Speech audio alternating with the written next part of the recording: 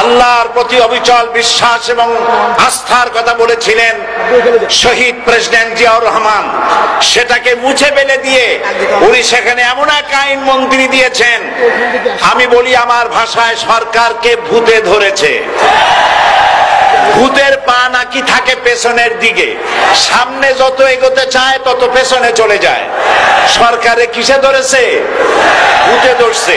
সরকারের মাথার উপরে চেপেছে বামপন্থীরা।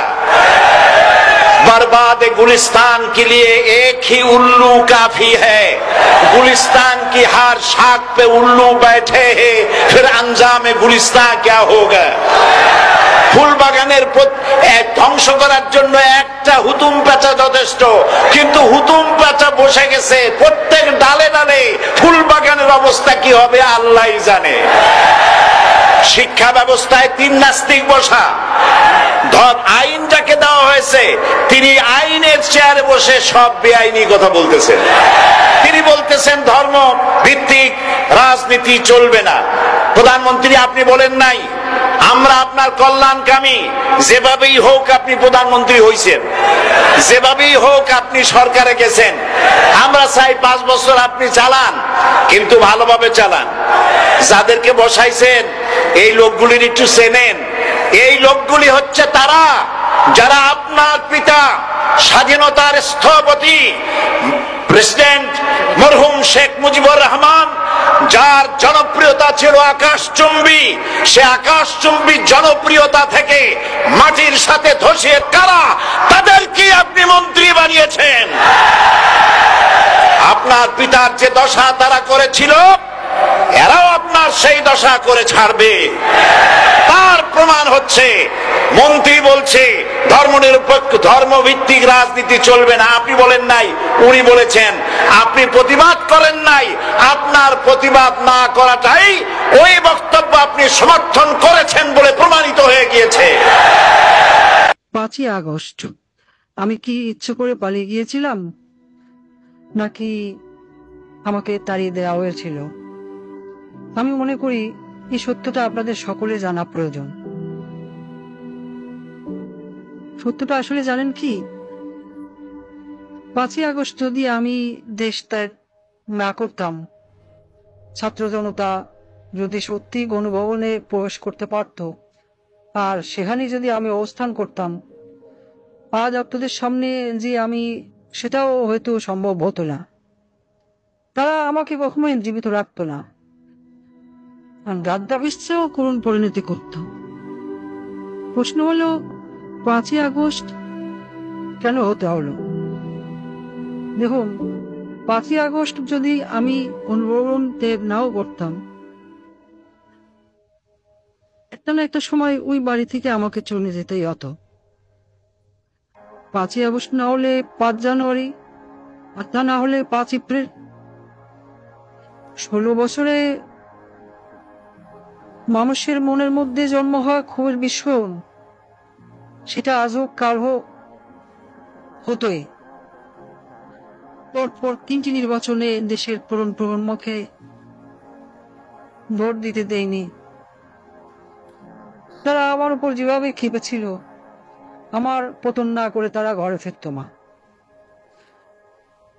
আসলে আমার পরিবার পরিজন আর দলের নেতাকর্মী, তারা এই যে দেশে যে পরিমাণ দুর্নীতি, লুটপাট আর রাজধানীর রাজত্ব কায়েম করেছিল, শক্ত হাতে তা দমন না করতে পারাই হয়তো আমার রাজনৈতিক জীবনের সবচেয়ে বড় ব্যর্থতা।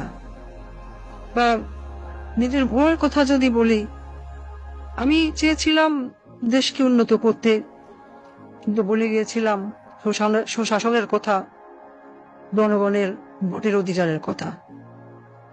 কিন্তু প্রশ্ন হলো, ঘৃণা কি শুধু আমার একার প্রাপ্য? আমি কি একা একা এই দেশ রোধ করেছি?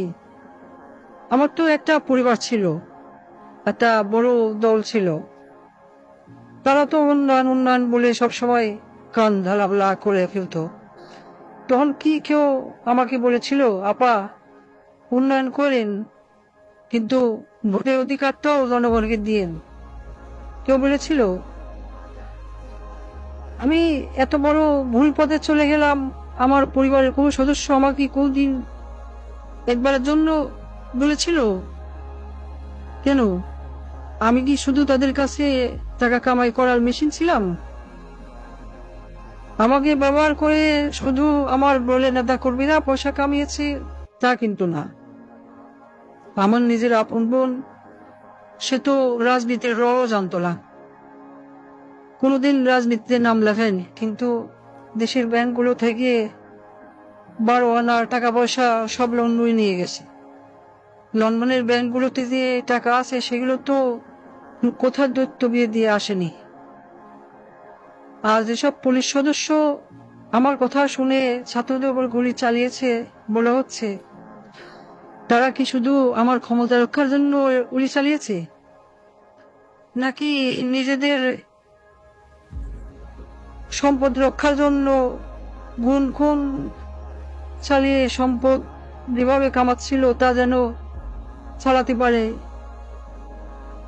সেজন্য গুলি চালিয়েছিল?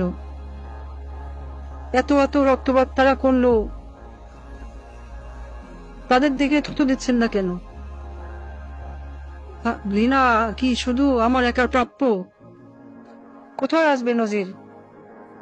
সে তো আমি ক্ষমতায় থাকতেই দেশ থেকে পালিয়েছিল। 50,000 টাকা বেতনের চাকরি করে সে কিভাবে 20,000 কোটি টাকা কামিয়েছে? হ্যাঁ, আমার ব্যর্থতা, আমার ক্ষমতা ব্যবহার করেই তো এরা এত সম্পদের মালিক হয়েছে। দেওয়ার প্রশ্ন, যত সব ঘৃণা সব কি আমার একারই প্রাপ্য? সবকিছুর জন্য যেন আমি একাই দায়ী, এই প্রশ্ন আমি রেখে যাচ্ছি। পরমাণু বিদ্যুৎ প্রকল্পে $12 বিলিয়ন থেকে আজ $2 বিলিয়ন আত্মসাতের অভিযোগ উঠেছে। শেখ রেহানা কেন এত টাকা দাবি করলো? সে রাজনীতি করবে না, কোনো অপকর্মের ভাগ নেবে না, কিন্তু প্রকল্পে সাদাবাজি করলো, দেশের ব্যাংকগুলি লুট করলো। কিছু বললেই বলে বাপ তো তোর একার না, শেখ মুজিব আমারও বাপ। আমি বলি দেশ লুট করা বাপের গোদ তুলি না। এই দেশে হয়তো এমন মানুষই বেশি ছিল যারা আমাকে ভালোবাসে নাই, ঘৃণা করেছে, কিন্তু আমার বাবাকে তো ভালোবাসত।